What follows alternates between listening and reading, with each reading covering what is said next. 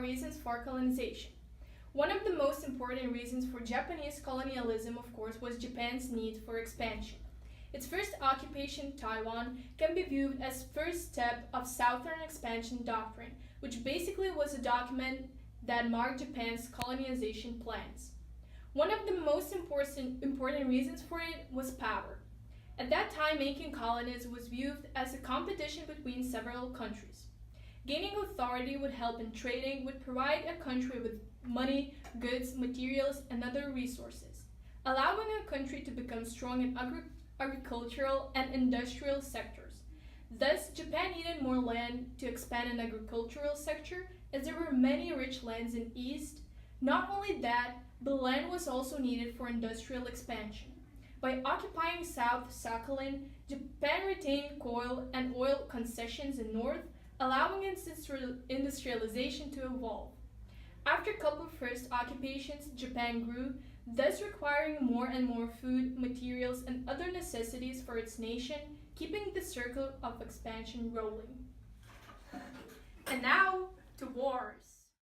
Thank you, and now I'll talk about the wars fought in the native opposition. There are two main wars that happened with Japan from 1870 to 1914. The first one is Japan defeats China in the First Sino-Japanese War in 1895. Japan annexes Taiwan and sways Chinese influence in Korea.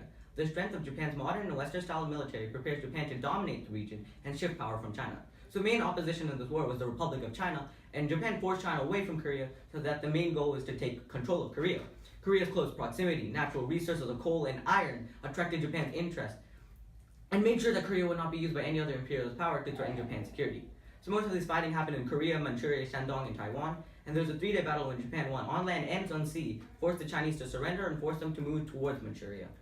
In the Treaty of Shimonoseki, which ended the conflict, China recognized the independence of Korea and ceded Taiwan. The second war I'll talk about is the Russo-Japanese War. It breaks out when Japan launches a surprise attack on Port Arthur, Manchuria. Japan and Russia compete for dominance of the region, specifically Manchuria and the Korean Peninsula, and U.S. President Theodore Roosevelt mediates a Treaty of Portsmouth in 1805, giving Japan control of Korea. Russia was a territorial threat towards Japan's imperialism, and the Russian government remained unresponsive to Japan's proposals during 1902 and 1903, and by the end of the year, Japan had decided upon war. There was naval stalemate, which led to land warfare, and eventually Japan beat Russia, removing Russian threat to Korea, and the first defeat of a European army by an Asian one.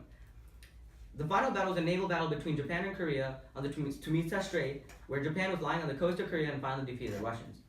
In the end, they took over Korea in 1905 and annexed it in 1910, and all of these wars foreshadowed World War I. And now, to nature of imperialization. Okay, I'm going to be talking about the nature of the rule for Japanese imperialization.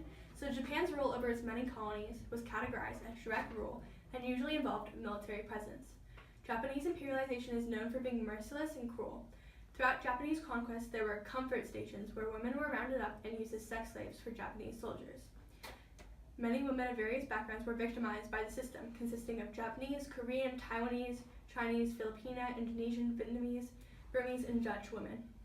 In China, when under Japanese control, Chinese citizens were often forced into labor in order to benefit Japanese war efforts.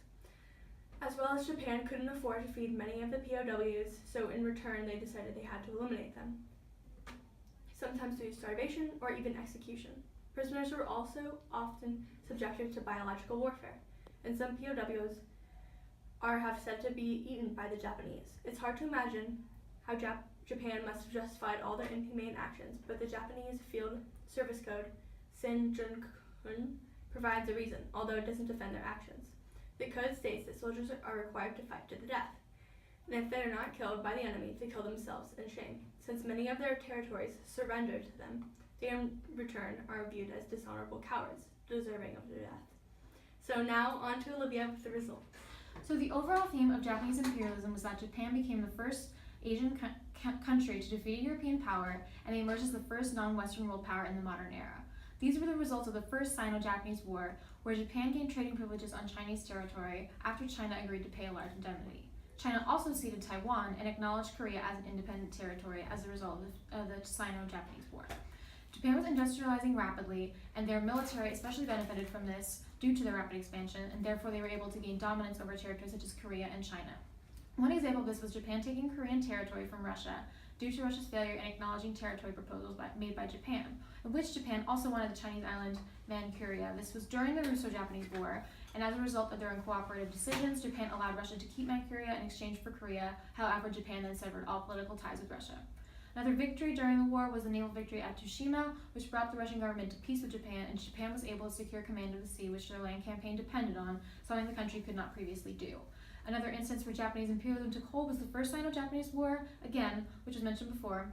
Japan managed to destroy Chinese sea power, resulting in Japan dominating the Chinese Navy military, and many believe that China would be successful due to their massively skilled military. However, Japan prevailed through their more modernized equipment.